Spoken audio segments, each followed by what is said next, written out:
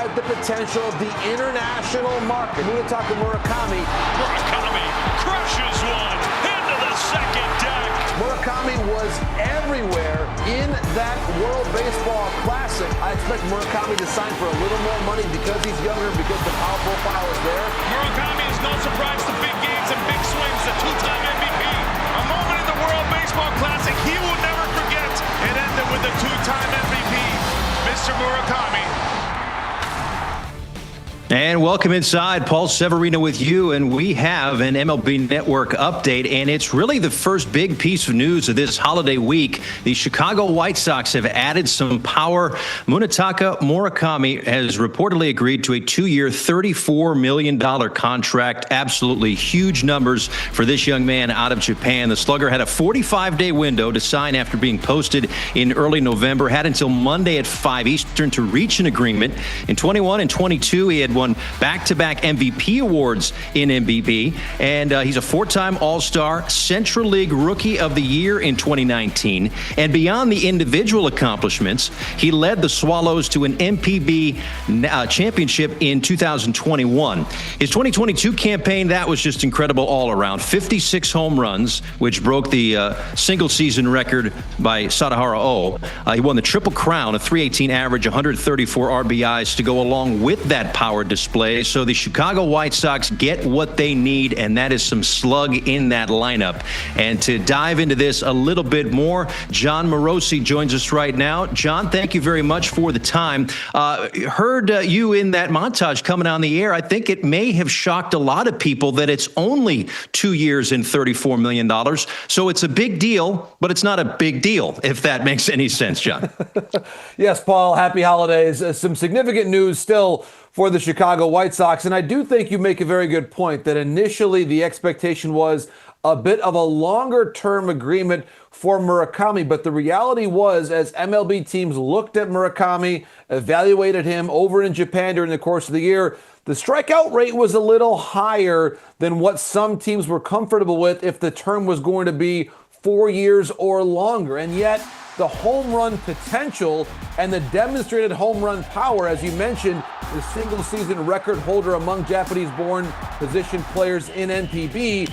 So there was enough there to believe on and to bring the player in, but there was that strikeout rate that concerned some of the clubs. That's why you saw the shorter-term agreement. Now, this is how the lineup could look for the Chicago White Sox. And the White Sox, Paul, this was a spot in their lineup that was just a concerning position. 8 different players, 8 started games at first base for them in 2025. They did not have a true slugger. Recall, of course, there were players that had come there and tried first base in the past. They didn't quite find that solution. So now you bring in the solution from the outside. And the White Sox, Paul, they're believing and hoping that Murakami grows along with that young core. We saw Montgomery come up to the major leagues in 25. We saw Teal do the same. Murakami, a little bit older, but a similar age bracket. So this young group of position players for the White Sox can grow together.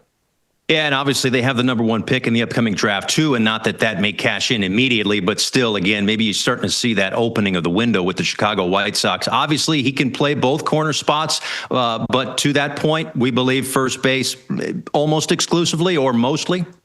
Yes, mostly, Paul. That's going to be the plan for the Chicago White Sox. I was told by sources today that is the expectation. They like him best at first. He has played some third, but he's not known as an above-average defender at third base. So I think for that reason, especially to help ease the transition, you don't want to bring him over to MLB and then have him play a more challenging and demanding defensive position while adjusting to the new pitching. And I think this, again, is the grace period on both sides.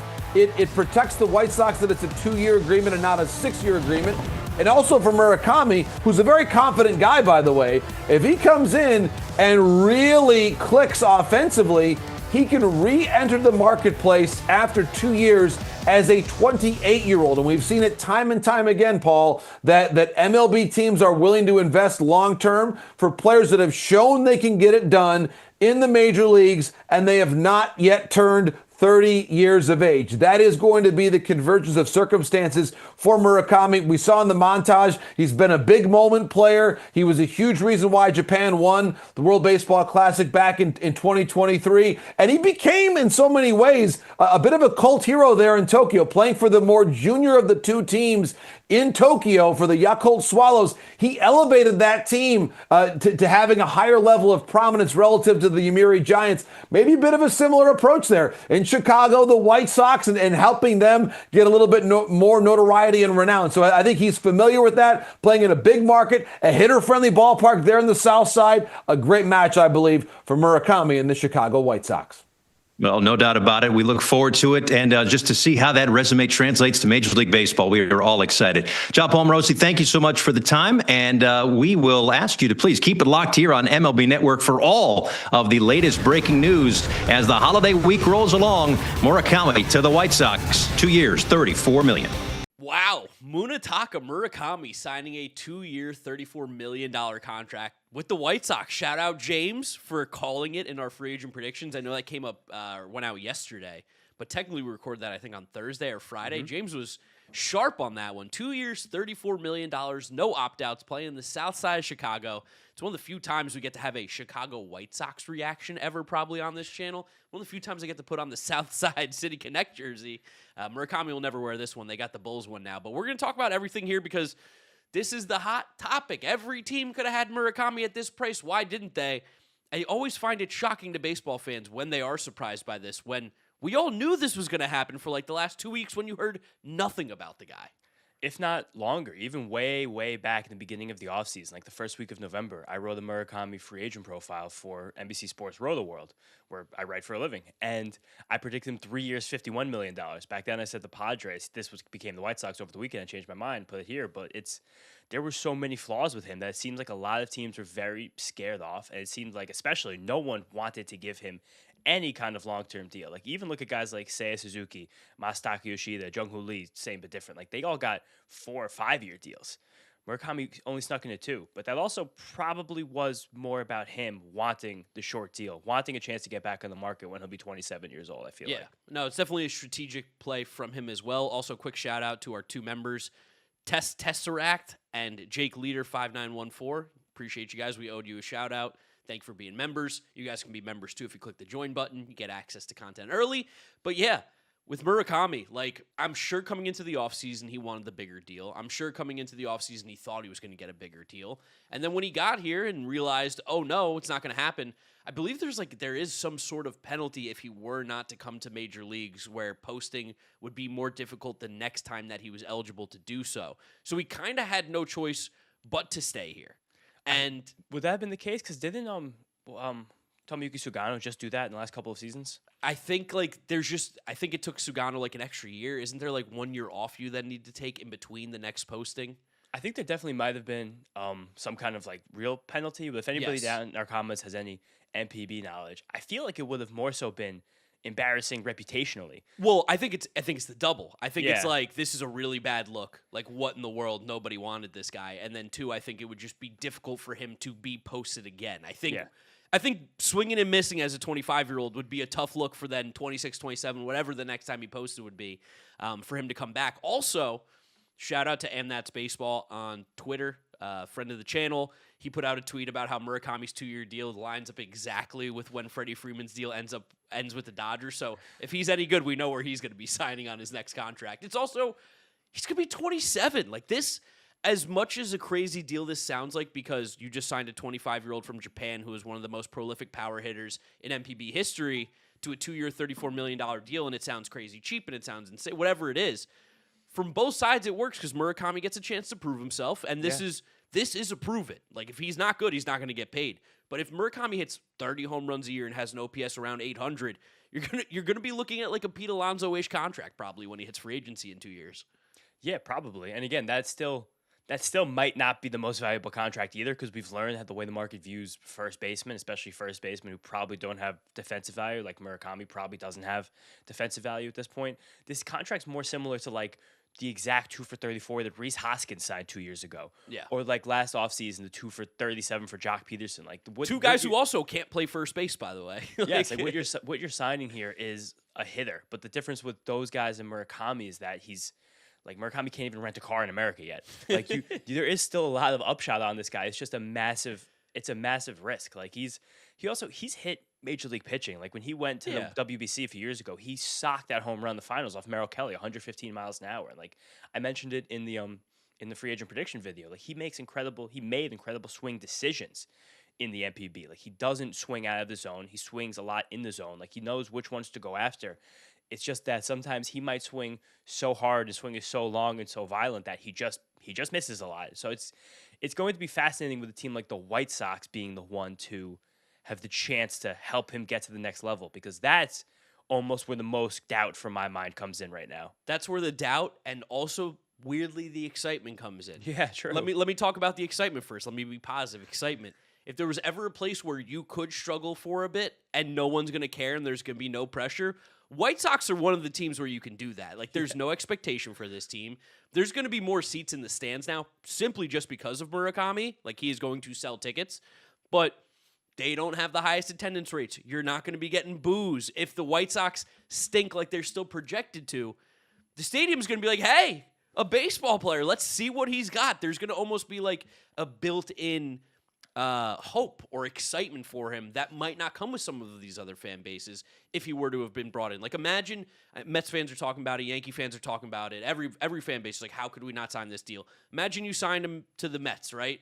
And he has a cold April. He's going to get booed to shit in May. That's a horrible, horrible place for a guy like Murakami who still has so much development left in his game, especially with the fact that he just hasn't seen the velo that we're going to see at the major league level. I think it's a fantastic fit. And then from the White Sox, let's fuck around and have some fun. Let's go get a guy who can be one of the top exit velos in all of baseball. You mentioned the good swing decisions. He hit 50-plus home runs a year at times in the MPB. This is a fun signing for them. And for a team that's very young, has some exciting players, they added a legitimate bat. Like, I still think at the end of the day, Murakami, whether his OPS will be high, low, whatever it's going to be, is probably going to get to 25, 30 home runs this season. And that's huge for a White Sox lineup. Yeah, I think at worst here, not at worst, but like I think the average expectation of the outcome is someone like Matt Wallner, but with no defensive value. I'm talking about Matt Wallner at the plate, where you're taking war hacks, you're crushing the ball, you're probably struggling with left-handed pitching, but like when you connect, the ball's going to go far away. And in terms of what this White Sox lineup is right now, one, it's incredibly left-handed. If you looked at this White Sox lineup, the whole thing's lefty. It's Colson Montgomery, Kyle Teal, those are lefties. Is Edgar Caro's a switch hitter, right? Edgar Caro's a switch hitter. Benintendi, yep. Yeah, of course he's still there, but it's kind of like you're saying. He has minor league options now with this deal. Oh. I mean, that's what roster resources listing them as. So I don't know I have no clue how that works. Me neither. That's Kodai had options, so maybe that's like what it is. Yeah, so I think I don't know, it's just fun. Like, it's a fun deal. Like, I'm happy a team like the White Sox taking the risk. I'm happy a guy like Murakami's going to a place. Because also those teams like the Mets and Yankees that have been mentioned linked to him, they probably told him, there's no guarantee you're playing every day. Yeah, we have to win baseball games right now. And if you're not going to help us win games, you might not be in the lineup every day. And that would be legitimately the worst that could happen for Murakami. Yeah, he needs to play as much as possible. Like, if the bottom fell out for Murakami on a contending team, then it's like, oh no. What are we going to do? Like, you just can't be in the lineup, and there's going to be much more competition for that position. He might have gotten something close to a playing time guarantee from the White Sox, which is another thing in some of these contracts. I don't know if you guys remember Kaz Matsui, like Mark and I do. That can get a little bit hairy when sometimes players come from the MPB and don't deliver on expectations. There's also the fear here. Not the fear, but I don't know. I'm anticipating seeing how Murakami responds to coaching in general, because he's going to need a lot of coaching and development to get to the next level, to figure out the next stage. There was a great article by Jeff Passan towards the end of the season about how Roki Sasaki was really reticent to take on a lot of the Dodgers player development and coaching all the way until the end of the season. And then eventually when he had no choice. That's the thing. When he overhauled his mechanics and wanted to be on the playoff roster, he actually took it finally. So if a guy like Roki was reluctant to hear from the Dodgers, who are the tops in all of baseball and like any kind of player development, especially major league player development like that, pitching development, is Murakami going? I don't know what the White Sox coaching staff is like. I don't know what their hitting development's like. I don't know who they have over there. That if he's like, if this was a contract that you're signing for a guarantee of playing time, but you need a lot of coaching to get to the next level, that's a situation that probably could get hairy if you start to struggle. And like, also, it's hard to take coaching when you since you were in your early 20s, were told like you're one of the best power hitters on earth. Yeah, it's also like regardless of how good your translator is, it is difficult to just translate that stuff, because even with a hitting coach or guys who are helping you develop, it still has to go through a translator. That translator is not a hitting coach. He is just translating what he's hearing. Still might be leaving out some of the like exact minutia that sometimes adjustments and development need. So like there's definitely, I don't want to say like an uphill battle, because I think that automatically gives like negativity towards Murakami. I think he's going to be just fine. I think we've said this a couple times on the windup where we've gone too far in the direction of like, this guy's going to be a bust. He's going to stink. He can't hit 96, blah, blah, blah, blah. But at the same time, like, he is not a perfect player by any means. No, I think the going too far at the beginning was the fact that there was projections for 5-6 year contracts around 20 million AAV. And I think everyone was like, whoa, you shouldn't do that. But again, like if you use like the Yoshida and Suzuki deals as models with $17-18 million AAVs for hitters that were much, much, much more consistent and stable while reaching similar heights in the MPB. Not, of course, the same 56 home run, like all-time MPB season, but say Masataka Yoshida were putting up 950,000 OPS seasons over there. Yeah, Yoshida a little differently just because he didn't have the power, but he was still putting up seasons over there. Oh, no, he was on base king. He put the ball in play a ton. He was a big, good hitter for sure. But like, I think even at the time when they signed Yoshida, we're like, that I felt a little weird for a guy who you knew could not play the field and was not going to hit for any power. Yoshida's WRC pluses in the MPB before he came over: 165, 166, 176, 195, 202. What was his career high in home runs? Like 22? 29 when he was 25 years old. Yeah, I mean, there is a huge difference there, but still. No, so, and like the Murakami power is so crazy. Like there's some highlights of him where he's like from the left-handed side, like scooping a ball that's like low and in and hitting an opposite field home run on it. Yeah, like, he's so strong. It's freaky shit that he can do. I'm really, really interested. It's a combination. This is such a cool exercise of like seeing Murakami's development, but also like if the White Sox got anything, if the White Sox got it, you can turn this guy into such a beast. It's very, very difficult, like you said, to find guys with swing decisions, raw power, the ability that he has. Now it's just putting it all together and making it a consistent player. I also love this deal from perspective too, and people have already gotten mad at me on Twitter because I talked about how I love the move. I thought it was sick. Great job for the White Sox and Murakami. But also I was like, if he's a dog, the White Sox could ship him out at the deadline to a team and probably get a friggin' haul. And you're like, people are like, you're trying to ship him out already. Guys, this White Sox team's not winning games in the next 2 years. It's not happening. So like, if they have the opportunity to, I think they will. And if you can get a haul for him, that's a great move too from the White Sox organization. And Murakami's probably happy because then he's good and on a contender. I wonder if he has no trade clause. I'm curious about that one, honestly, because I feel like a player coming over like that, you probably want to at least settle in a little bit. Like you would love to, I would think. Yeah. So I wonder if that's in there. Because again, it's still very peculiar that he is with the White Sox. Like I'm sure teams like the Mets and the Padres especially were relatively involved. Like there was a little bit of steam on Saturday night because Murakami was doing TikToks in New York. He followed the Mets bench coach Kai Correa on Instagram. People are like, whoa, is he going to sign with the Mets? But yeah, probably again comes back to a probably like an under the table promise for playing time. Interesting. Probably also Jerry Reinsdorf wanting to have some interesting things going on in his ballpark. This is objectively a fun, cool move. I like it. I think it's cool. And definitely will be watching more White Sox games than I ever expected this season, just because got to see what Murakami's got. Yeah, this is going to be a very fun thing to track for us Major League Baseball this year. Because like the 100th percentile outcome is Nick Kurtz. It is. Yeah. That's 100. If everything goes perfectly, that's the max ceiling Murakami. Murakami could be one of the best power hitters in the league. And then again, like the 50th, like I said, is like Matt Wallner. The 40th is probably like Joey Gallo with no defense. And then it gets kind of worse from there. But like it's wide range, fun range. And for the White Sox team, you want ranges like that on your team. Like Colson Montgomery's kind of like a similar idea right now. Colson Montgomery is mega like boomer bust type player. Who knows? Every at bat. He had a sub 300 on base percentage last year, but he had like 18 home runs in 50 games. Yeah, he played like a 6 WAR pace, but he had 299 OBP. Yeah, like stuff you don't see. So it's fun. I'm interested to see what this White Sox team's going to do. I'm interested to see what Murakami's going to do. I'm interested to hear more about what's going to come out, too, because I feel like over the next day or two, we're going to hear more and more just about what Murakami's market even was. This also apparently low-key really fucks the team back home that he's coming from because the posting fee is so much lower than they expected. They just lost like a generational player in the MPB and got like almost nothing back. Yeah, similar to the situation with Roki last year, how little his team got. It's I wonder if that situation is going to start changing soon because it seems like a lot of these players are much more forcibly wanting to get to Major League Baseball much younger just because they see the money going on over here. Yeah. Like I'm sure you see the $700 mil for Ohtani and the $300 mil for Yamamoto. You're like, damn, it really pays to be a free agent in your 20s. And yeah, well, you saw there was a kid coming over from Japan who's now who's gonna play in college baseball. Yeah, there's two, and there's also Rentaro Sasaki, who's on Stanford now. I don't know if you've ever seen him. He's a beast. Yeah, no, he takes hacks too at the plate. Yeah. But like, there's guys now that were going to be like number 1 picks in the NPB, and they're like, I'm going to go to America, I think, right now, like, and go to college, and not get paid any money, which is kind of crazy.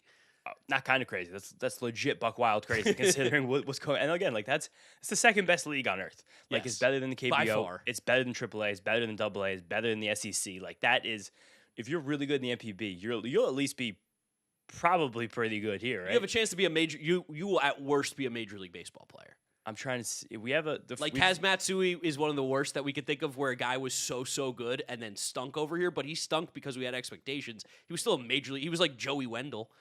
He's better than Joey. He's like Joey Wendell with power. We have a steamer projection for Murakami. Ooh. It's 122 games, 500 plate appearances, 24 home runs, 330 on base, 112 WRC plus with a 30% strikeout rate. Yeah, I think the home run numbers is a little low, but I think 112 WRC plus in year 1 for Murakami coming over, I think that'd be a huge win.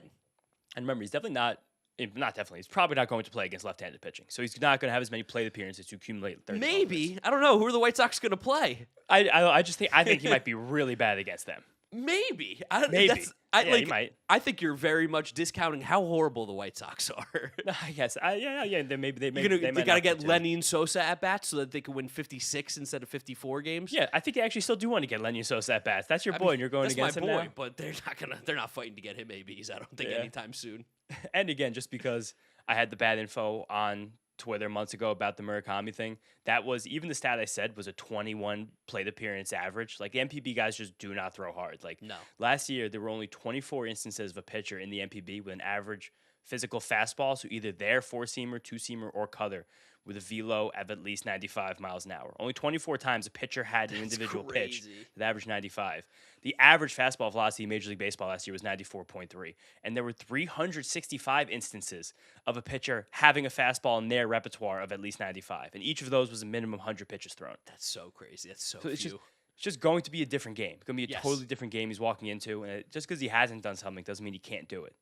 We'd love to know what you guys are thinking about the move down in the comment section below. We're going to keep bringing you news whenever we hear it, especially when I got my rankings going on. I'm not uploading, so go on the Wind-Up channel. You guys have been showing us incredible support. Seriously, 10,000 really subs. Appreciate it. 10,000 subscribers. Shout out to you guys. Shout out to the members. Shout out to everybody following on TikTok and Instagram and everything. Crazy run. This was our insane aggressive goal by the end of the year. Yeah. And we've hit it with about 10 days left. Pretty wild, so we really do appreciate you guys. And you can follow James on social media at James Shiano. I'm Draft Mark. We'll catch you all whenever we upload next, which is probably tomorrow or something. I don't know. We'll see you then. Peace out.